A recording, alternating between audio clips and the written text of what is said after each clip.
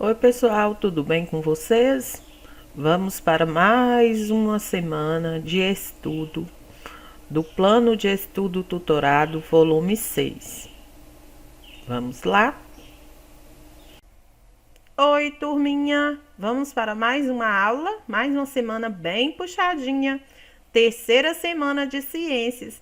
Na página aqui, ó, 38, temos aqui a organização da semana, orientações para os pais e responsáveis, dica para o estudante que quer saber mais. Nesta página 39, inicia a atividade. Leia o texto a seguir. Nascemos e crescemos. Você sabia que todos os seres vivos apresentam mudanças no seu corpo ao longo de sua vida? Você é exatamente igual a quando nasceu? Quais foram as grandes mudanças que ocorreu no seu corpo? Tenho certeza de que grandes transformações já ocorreram com você, como aumentar de tamanho e peso, aprender a falar e andar e substituir os dentes de leite por dentes permanentes. Estes são apenas alguns exemplos de grandes alterações que já aconteceram no seu corpo, pois muitas outras ainda irão acontecer. Ao longo de uma vida, de toda a vida de um ser vivo, estas mudanças devem ocorrer para que ele consiga interagir da melhor forma com o ambiente. Por exemplo, os sapos colocam seus ovos na água e os girinos, seus filhotes, se desenvolvem com cauda para nadar e brânquias para respirar dentro da água. Ao longo de sua vida, os girinos perdem a cauda, desenvolve seus membros, patas e um pulmão. Todas estas modificações em seu corpo servem para que agora o sapo adulto consiga sobreviver no ambiente terrestre. E quando estas transformações param de acontecer? Nunca. Os seres vivos passam todo o ciclo vital sofrendo mudanças. Assim podemos dividir o ciclo vital em etapas: nascer, crescer, reproduzir, envelhecer.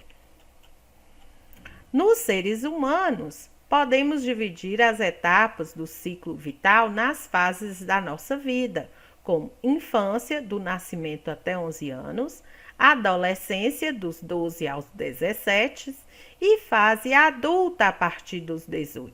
Então, olha aqui, o bebê, a criança, adolescente, adulta, né? Adulta, aí idosa, mesma coisa. Criança, bebê, criança, aí vem a adolescência, que tem as mudanças na adolescência, adulto, idoso, né? Então, aqui tem as fases da gente, né? Agora, responda. Quais as grandes transformações que ocorreu em seu corpo desde o seu nascimento? Então, aqui é o seu. Você vai colocar que aconteceu com você. De acordo com sua idade, em qual fase da vida você se encontra? Você é uma criança ou é um adolescente? Olha a idade lá. Indique a fase da vida também das pessoas que moram com você. Se você tem criança, adolescente, idoso em casa, vocês vão anotar aqui. Bebês também. Como você se imagina na fase adulta? Quais as transformações que irão acontecer em seu corpo? Depois de descrever, ilustre como você se imagina quando for adulto. Vocês vão anotar aqui o que vocês imaginam de vocês adulto. E aqui vocês vão fazer um belo desenho. Então, agora nós vamos para a quarta semana de ciência mesmo.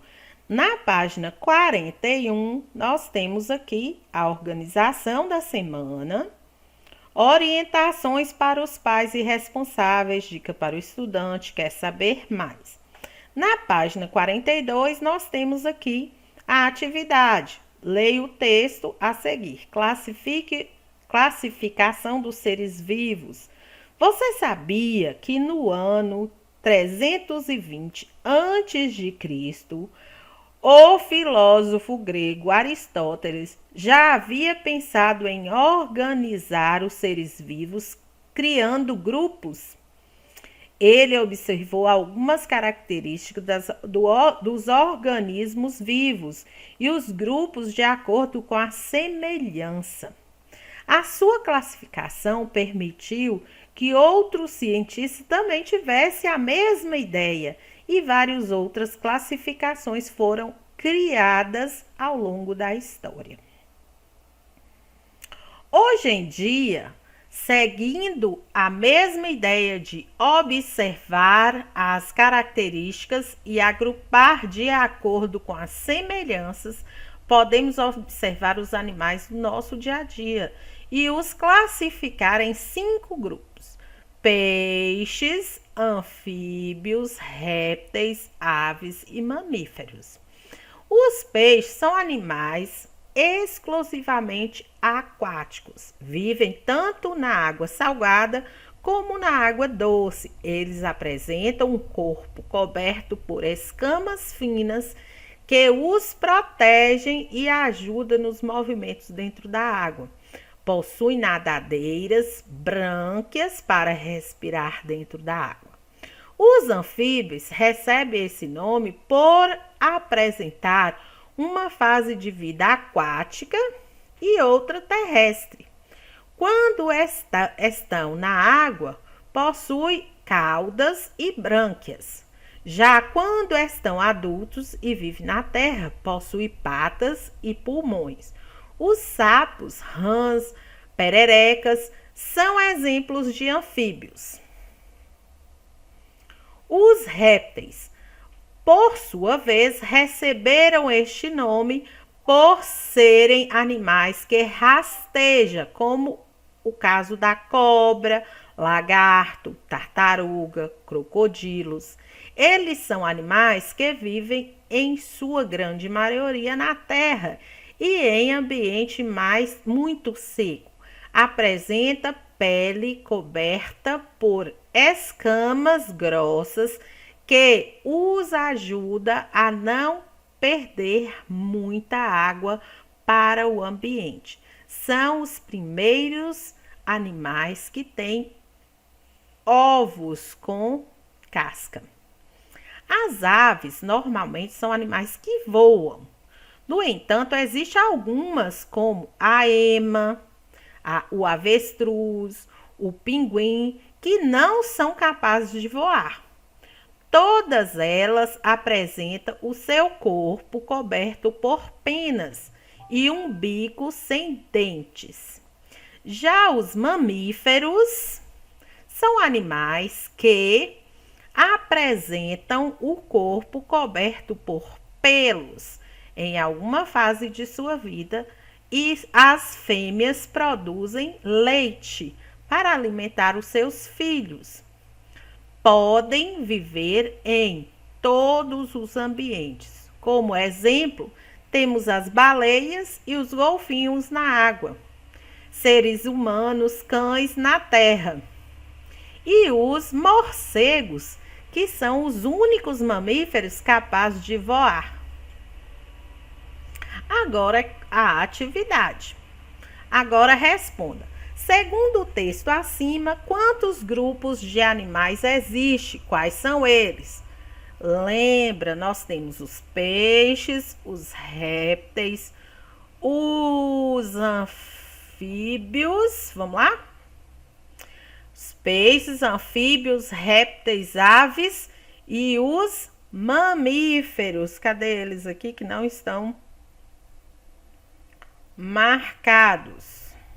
Marcar ele aqui. E os mamíferos. Então, nós temos 1, 2, 3, 4, 5. 5 classificações. De acordo com as características descritas no texto, analise os animais abaixo e complete a tabela. Classificação.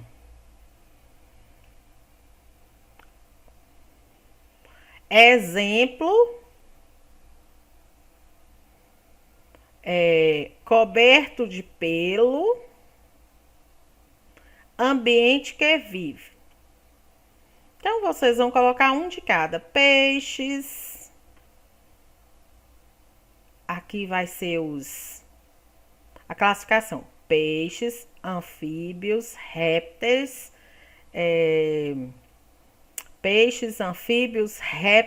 aves. Aqui. Então, vocês vão colocar a classificação aqui.